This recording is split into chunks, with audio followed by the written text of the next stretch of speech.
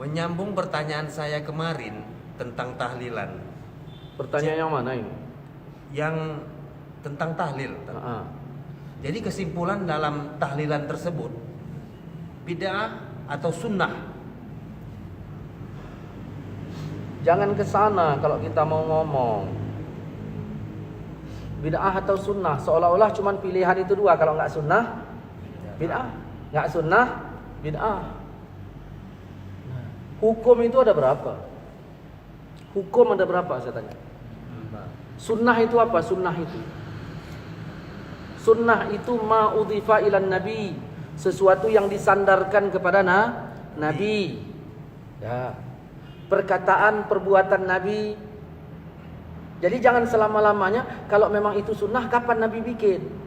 Tapi kita sudah sepakat dalil kita ini satu Quran, yang kedua hadis. Hadis itu apa? Ya sunnah. Apa itu? Ma udhifa ilan nabi, sesuatu yang disandarkan kepada rasul.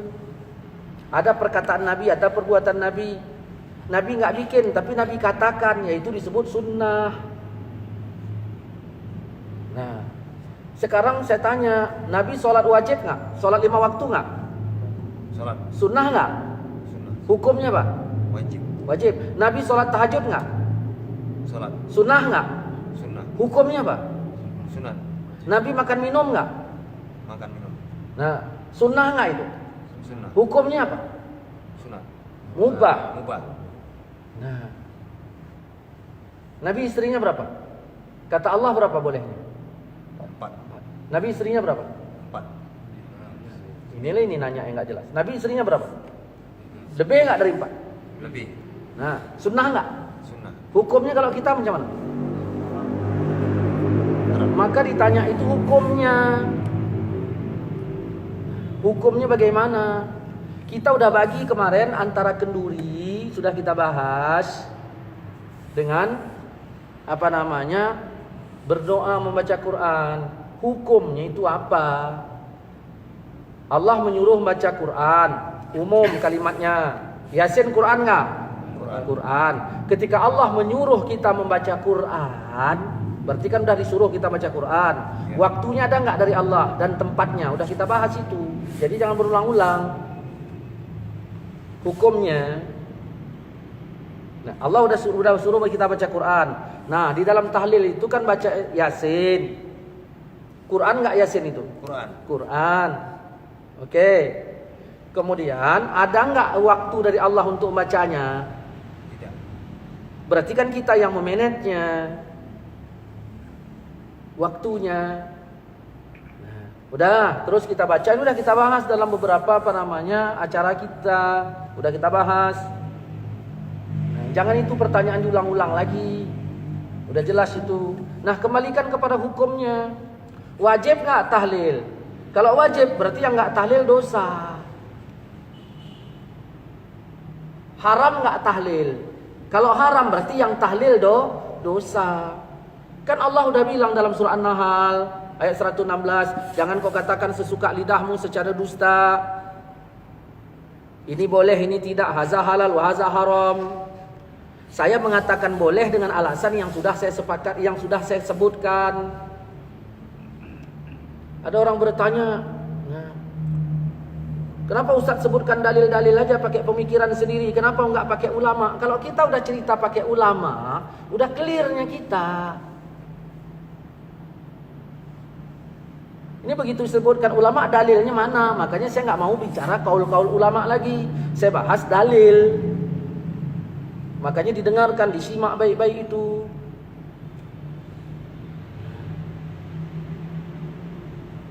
Jadi kita baca baca Pak Yasin. Yang nyuruh baca Yasin siapa? Nyuruh baca Al-Quran. Yang nyuruh baca Quran itu ya adalah Allah. Nabi juga nyuruh kita baca. Begitu disebut kalau misalnya Nabi nyuruh baca, kalau Allah nyuruh baca, berarti ya bebas kita membacanya. Diperkirakanlah itu tempat baik untuk dibaca atau tidak. Jadi hukum itu dikemanakan? Ada 5, wajib, sunat, mubah, makruh, haram. Kalaulah tidak wajib, apakah berarti udah haram? Jangan dulu haram yang kemari. Wajib dulu, baru sunat, baru mubah, baru makruh, baru haram. Nah, tahlil itu kita tanya mau kemana, kita bawa hukumnya. Kemana? Jangan tanya sunnah atau bid'ah. Berarti kalau nggak sunnah berarti bid'ah. Tidak begitu.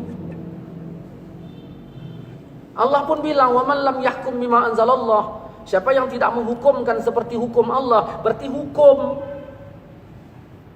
Karena kalau ditanya sunnah itu ada takluk beberapa hukum. Banyak yang sunnah ini hukumnya nggak jatuh wajib semua. Begitu. Ketika Allah menyuruh, tidaklah langsung jadi wajib. Ada kalanya Allah menyuruh itu langsung kepada sunat. Seperti wa minal laili, di sebagian malam, fatahajjat, hendaklah kalian tahajud. Tahajud, perintah itu kan? Perintah. Hukumnya apa? Apa wajib? Begitu. Saya maaf ya, bahasa kasarnya nih. Jangan bikin pertanyaan tolol kayak gitu.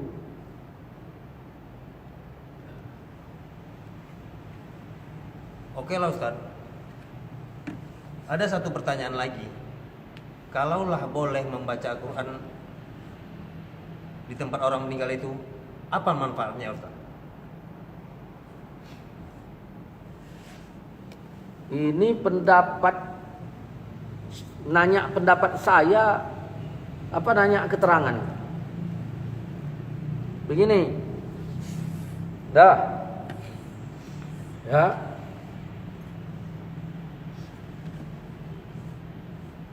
Namamu siapa? Adi. Adi. Dah, orang tua Adi meninggal. Oke, dah meninggal kan? Ya. Sekarang si Adi yang tinggal di rumah itu sebagai anak almarhum, pikirannya macam mana? Kacau apa tidak? Kacau. Kecuali anak durhaka baru senang. Oke, begitu kacau kira-kira iman Adi naik apa turun? Turun. Apa yang disuruh agama terhadap saya sebagai jirannya si Adi? Mendoakan. Menghiburnya, menghibur si Adi. Tujuannya untuk apa? Tujuan hibur itu. Ya, tujuannya hibur-hibur gitu aja, pakai keyboard gitu. Iman tadi naik apa turun? Turun. Tujuannya itu dihibur untuk apa? Supaya terhibur dan sekali apa imannya naik. Ya, tujuannya itu supaya imannya naik. Apa kata Allah dalam Quran? Quran sebagian dalil apa enggak? Dalil. Wa iza tuliyat alaihim ayatuhu zadathum imana. Kalau dibacakan Quran imannya nambah. Kau beriman enggak? Beriman kan? Begitu dibacakan Quran imanmu Nambah. Kalau enggak nambah berarti enggak beriman kok. Dah. Itu manfaat untuk keluarga yang ditinggalkan. Nah, timbul pertanyaan, boleh enggak baca Quran di tempat orang meninggal? Itu pertanyaannya. Itu pertanyaan. Nah, jangan kau katakan sesuka lidahmu secara dusta, ini boleh, ini enggak. Ada orang bilang enggak boleh, ya tanyalah alasannya apa. Saya bilang boleh, alasan saya apa? Kan Nabi udah bilang, iza hadartum, kalau kamu hadir ke tempat orang sakit atau mayit, ke tempat orang meninggal, ucapkan perkataan yang baik. Siapa yang bilang tuh? Hadirlah saya ke tempat si Adi, orang tua Adi meninggal. Rasul nyuruh apa? Ucapkan perkataan yang baik. Datanglah saya. Assalamualaikum di. Waalaikumsalam. Kenapa ayah orang tua kita ini meninggal segala macam. Baik enggak? Ngomong saya itu baik enggak? Baik. Kata Nabi, sebaik-baik perkataan adalah Quran. Berarti membaca Quran macam mana? Lebih baik. Lebih baik.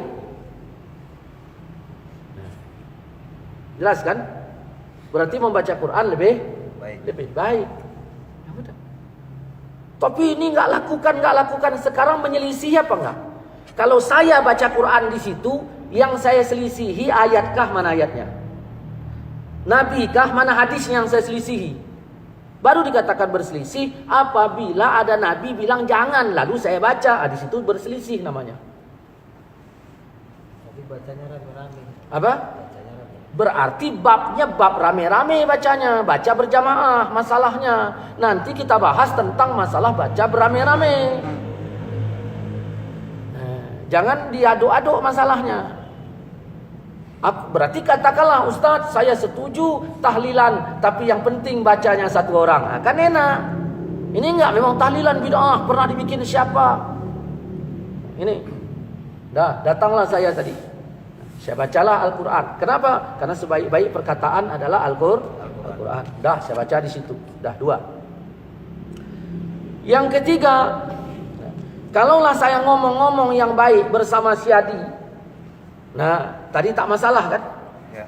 Tiba-tiba ada orang lain datang, Ustadz kirim salam lah sama si Adi. Lalu saya bilang, Assalamualaikum Di. Waalaikumsalam. Pak Tanjung kirim salam sama kau. Oh ya udah, tanyanya macam mana kabarmu? Kata-kata macam mana kabarmu itu bahasa saya apa bahasa Pak Tanjung? Bahasa Pak Tanjung, karena dia suruh nanya.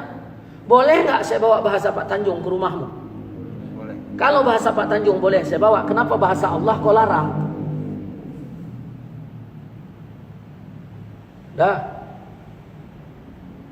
Kemudian baca Quran ini bagian dari zikir apa tidak?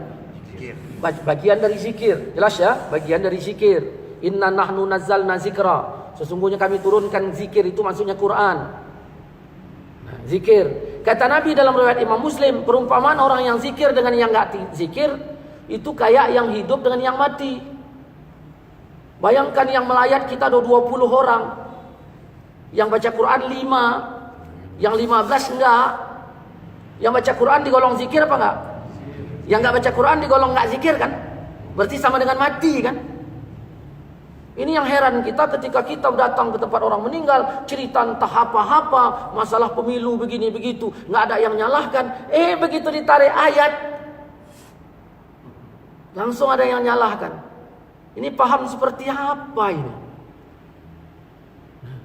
Kalaupun dia bilang apa namanya, ya kami nggak baca itu urusannya. Kau nggak baca ya udah, aku pun nggak salahkan kau yang nggak baca. Tetapi kami yang dibaca jangan dituding. Ini begitu kita angkat ke YouTube, ya, ke YouTube, ke Facebook, kayaknya kepanasan. Ada apa ini rupanya? Kita menjelaskan, makanya yang kita jelaskan ini kan kepada teman.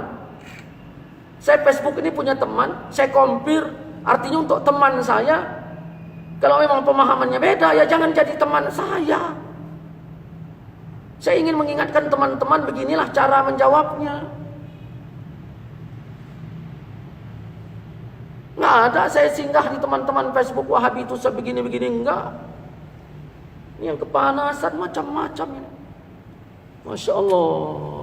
Ya. Udah. Ini baru 3. Ya. Kemudian dia berbicara manfaat kan? Ya. Berbicara manfaat. Baiklah, Ustaz. Jadi tunggu dulu, belum selesai.